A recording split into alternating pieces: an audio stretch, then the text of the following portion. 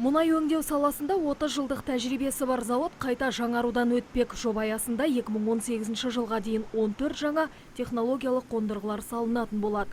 Оның ішінде дизель отын гидротазалау қондырғысын қосу үшін кепілді пайдалану сынақтары жақсы өткен.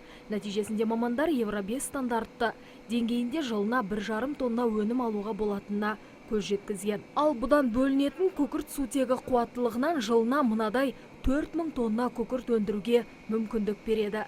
Желтоқсан айында іске қосылған қондырғы арқасында бүгінде 300 тонна күкірт алынған.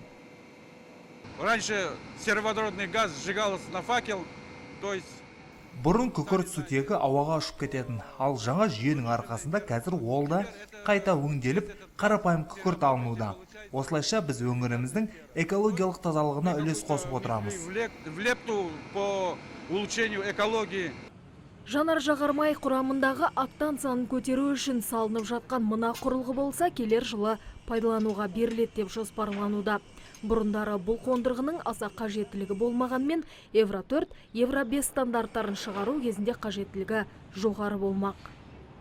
Қазір жаңа стандарт К4, К5 деп жатырмыз ғой. Солардың ішінде ароматик аз болу керек. Бұрын октан ароматика саны ароматика болған үшін көтерілетін еді, жоғары болатын еді. Қазір соны атмосфераға тастамау үшін, бензиндер, машинелер істеген кезде окружающий средаға шықпау үшін солардың бәрін ұстап алып қалуымыз керек. Оны алып қалған кезде октанның саны төмен түседі. Соны көтеру үшін осы изомерзат установка қосымша зат шығарып, соны бензинге қосып октанны көтереміз.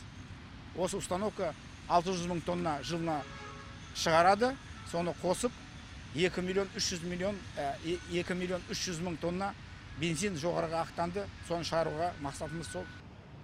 Елімізде өндірілетін мұнай өнімдерінің шамамен 30%-ын қамтып отырған Петроказахстан Oil Products жауапкершілігі шектеулі серіктестігі осылайша қайта құру жұмыстары арқылы өңдеу қуаттылығын 6 миллион тоннаға дейін жеткізбек. Сандуғаш Байзақызы, Мұрат Атинаев, Сәкен Серхол, ТВК телеарнасының жаңалықтар қызметі.